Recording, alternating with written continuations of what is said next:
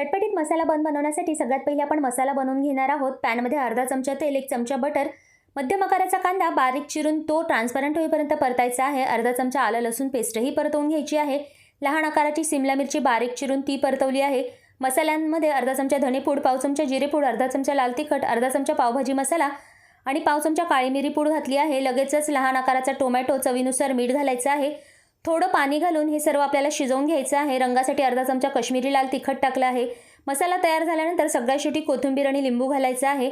बन भाजण्यासाठी तव्यावर बटर, पावभाजी मसाला, काश्मीरी लाल तिखट, बारीक चिरलेली कोथिंबीर घालायची आहे आणि त्यावर बन दोन्ही बाजूंनी भाजून घ्यायचं आहे। तयार केलेला मसाला आपण बनमध्ये भरणार आहोत। अशाच प्रकारे आपण दुसराही बन तयार करून घेतला आहे। आता दोन्ही बाजूंनी भरपूर असं बटर टाकून बन क्रिस्पी असे आपल्याला भाजून घ्यायचे आहेत। वरून सजावटीसाठी कोथिंबीर टाकून इथे आपले चटपटीत मसाला बन खाण्यासाठी तयार झाले आहेत।